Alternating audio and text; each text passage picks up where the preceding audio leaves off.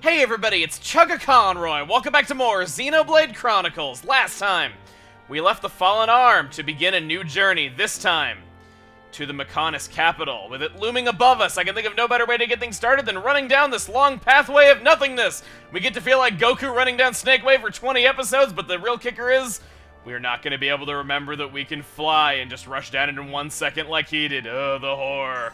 Or not really, because of, well, area transitions. Look behind us! You see how far away the Fallen Arm is now? Thank God we didn't have to run down that whole thing. So, as we get things started here, I can think of no better trio to have in the party than Shulk, Ryan, and Fiora, the very trio that began our first journey up the Bionis. And speaking of that, you thought this world was huge when we climbed the Bionis? Oh boy! You guys ready to climb a second Titan? Because that's what we were doing, yeah! The Bionis was only half of this dang world. You thought the world was massive before? You haven't seen... No, I gotta break my grammar for this. You ain't seen nothing yet. I know I've done that before, but I didn't even care. Well, we've arrived at the Mechonis Foot. Let's see what's ahead.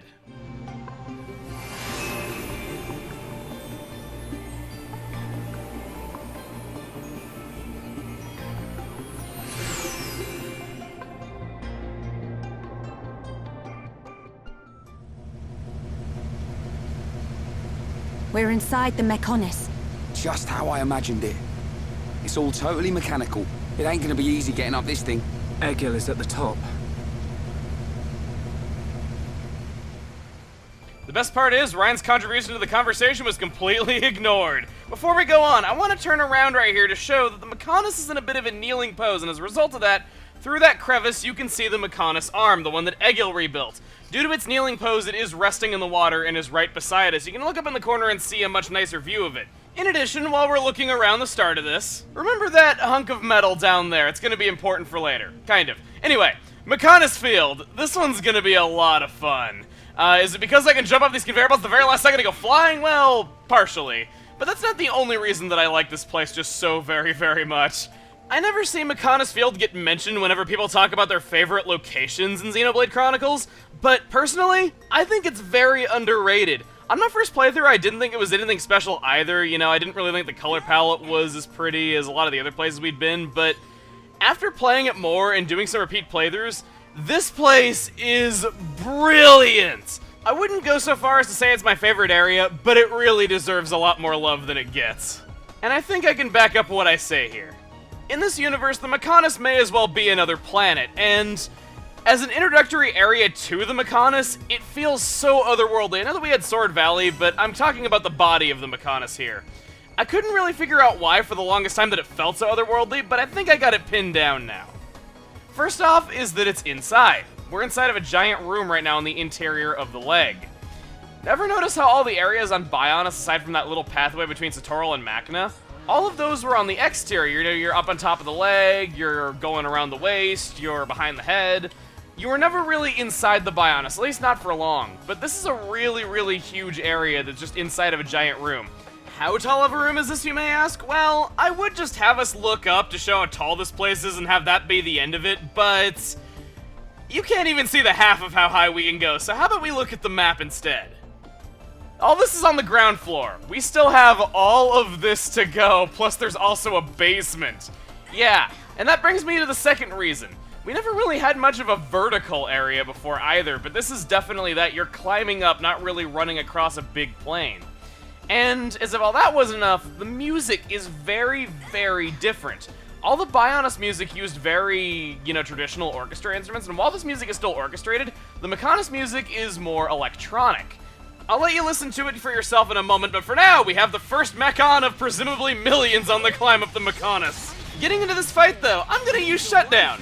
Yeah, that's it. You wanna know why? It has so much knockback that I sent that enemy sailing off of a cliff and it instantly died. This is why I just always play as Fiora for this. I do it every time.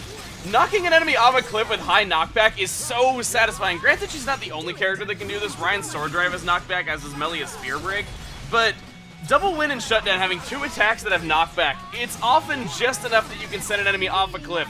And it is so satisfying, especially if it's a similar Mechon to one that might have given you trouble earlier. It's great. So much fun.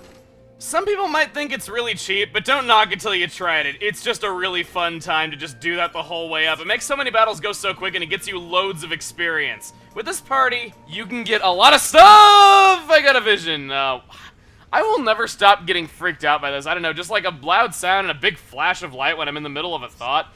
Also, what is it with those people in Colony 6 asking for materials from the Mechonis? I mean, if we didn't have the balls to come here, I don't know, like, what kind of straits they would be in rebuilding their dang colony. Anyway, let's knock this cord off of the cliff, and there it goes. Just falls, and there we go. Get experience, get AP, get SP, get everything you would normally get for killing them. You don't have to worry about a thing. What's up, Shilk? Look, it's a switch to activate a lift. If we can get it to work, it should take us up. Ricky want to ride lift? We can't. There's no power going to it. Boring! What do we do? Well, if we could find the main power supply... Okay, people, let's get looking. Yeah. If we can connect the power to the switch, we should be able to use the lift. The hero pawn is bored on our watch. May he have mercy on our souls. We have a story quest aiming for the top. We need to use the ground floor master power panel to start the second lift. Now, they were saying second lift right there. That's because there was another one just like it, you know, not too long ago. And I do want to show that. I just kind of wanted to go up here first to kind of just show all the things I wanted to talk about before then. So, you go up here and there's a quest objective. This is indeed the power panel that we were told we needed to find. That turns green and... quest complete! You made me draw up a quest bar in Photoshop, eating up precious time for that. For a 10-second long objective. Screw you, Egil. Couldn't you have just left that one unlocked for us and saved me a quest bar? Ugh.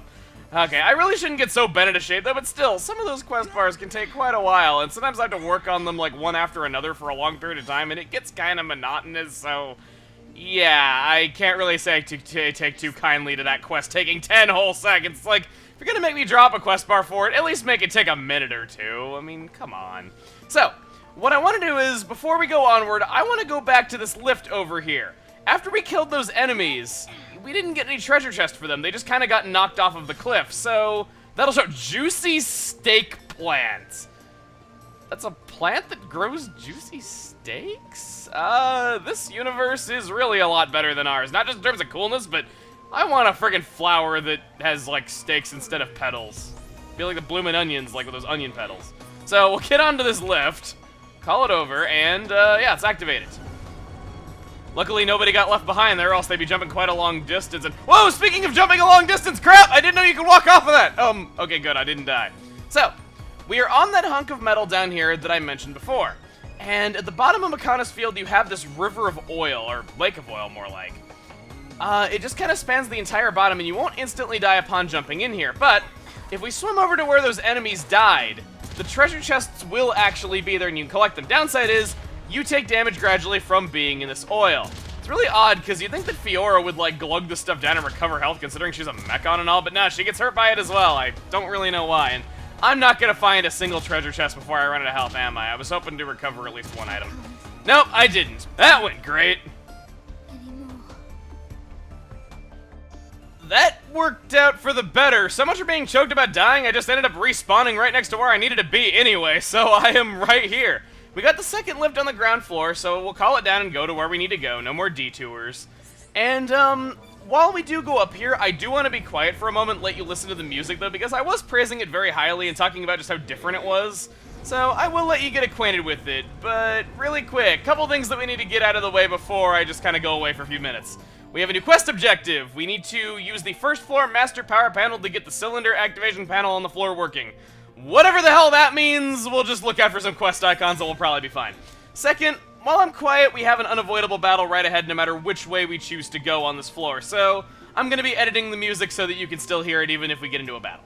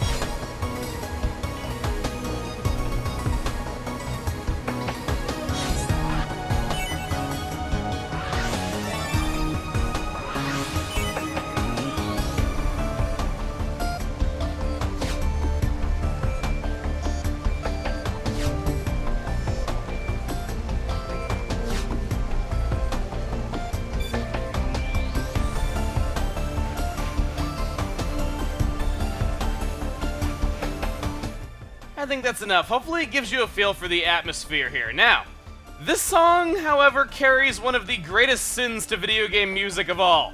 On the official soundtrack for this game, do you want to know how long the full version of the song is? 2 minutes! Ugh! Apparently the game didn't like me talking trash about its official soundtrack, and it gave me a vision right there. But you get what I mean. It's just...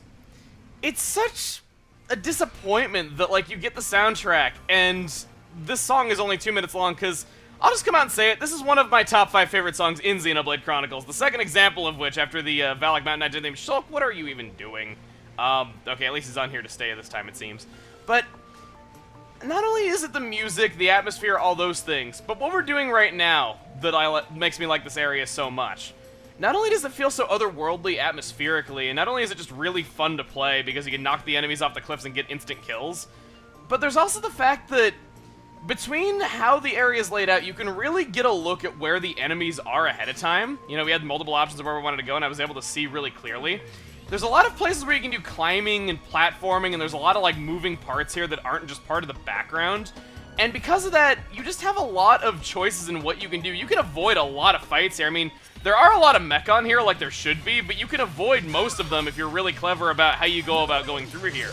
And that's really nice to see, because in a lot of RPGs, the environment's more or less just a background. You know, it's a place where, you know, they might hide treasure chests and stuff like that, but there's not really a whole lot of interactivity with it. Here, there is tons of that, and it's really nice to see, because if the environment didn't play such a big part and there wasn't platforming and things like that, I would not be able to knock this enemy off a cliff, instant kill it, and have a really fun time doing so. I would not have another reason why I like playing as Fiora so much. Shulk, you freaking wasted that. I wouldn't get a lot of the satisfaction that I do from playing this area. It wouldn't be nearly as interesting otherwise. And speaking of which, as much as I complained about that 10-second objective before, we are having to go around and find switches that are activating machinery and moving parts of this area so that we can go to different levels of it. And just all those things are really nice to see in an RPG, especially in an era where, you know, people complain about a lot of big budget RPGs just being too linear and you're just running down hallways and the environment has no bearing on anything whatsoever. It's something that's been very missed, and because of that, I really praise this area a lot. I feel like it's the perfect introductory area to Mechonis, for one, and I feel like it's just a really fun place to play in, for two. The enemies are, you know, the way that they're positioned, they give you a lot of freedom in, like, how you can choose to go about fighting them. It's great. Fortunately, I seem to have missed getting the insta-kill there right as I was praising it, but there's the Let's Play curse I haven't mentioned in a very long time. Man, what a bunch of jokers. Only Ryan would call all these deadly machines a bunch of jokers.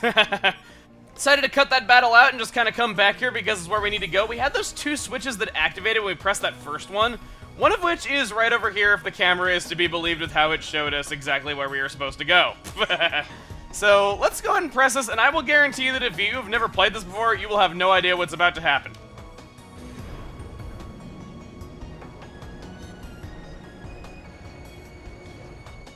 Didn't see that coming, did you? You press this little button, giant spiral-shaped piston just comes spinning out of the ground and lets you climb up it.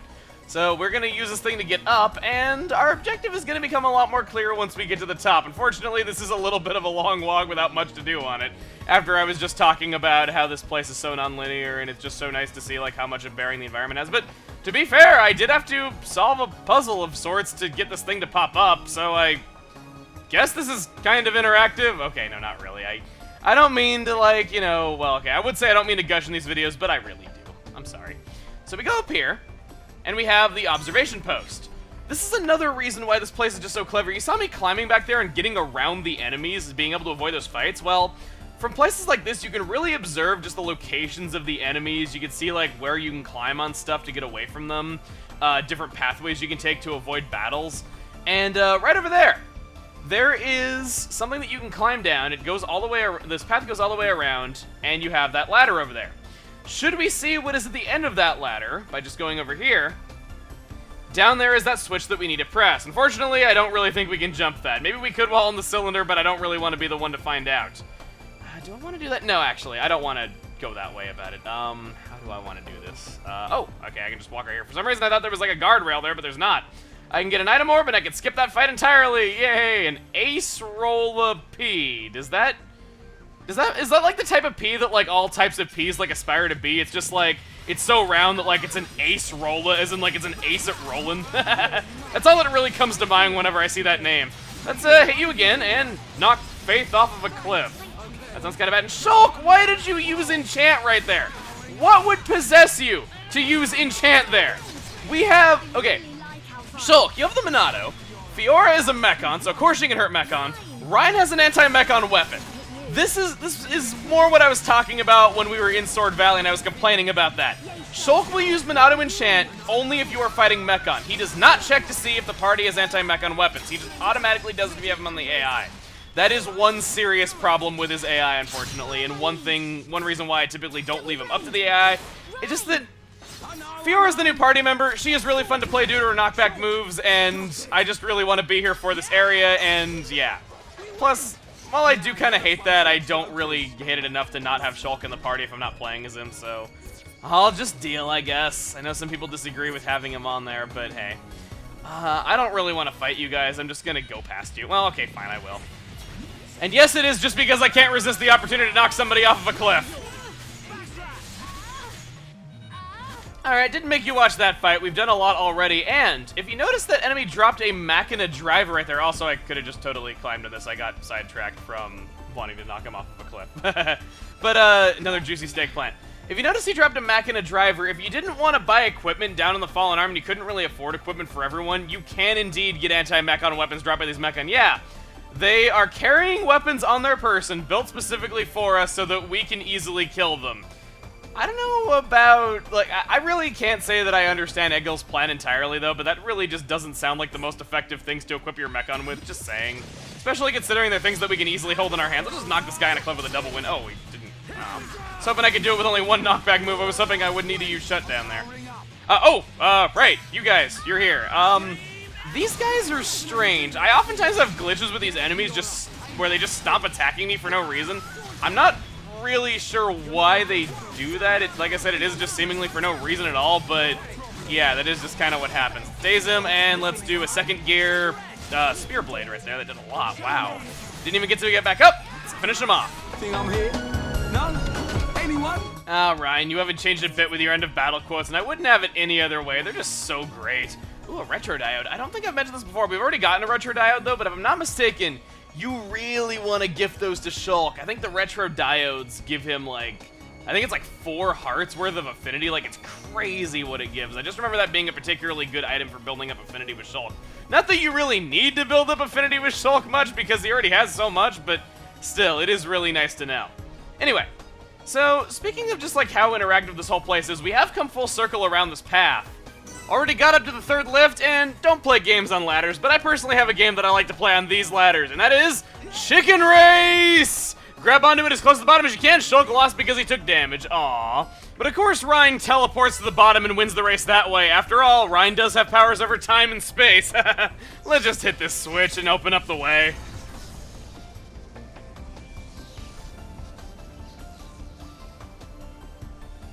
With the generator back online, that thing now has enough energy to shine a green LED as opposed to a red LED. And, well, red light does have less energy in it, very slightly, so makes sense to me that it would need a generator to shine a green LED as opposed to a red one.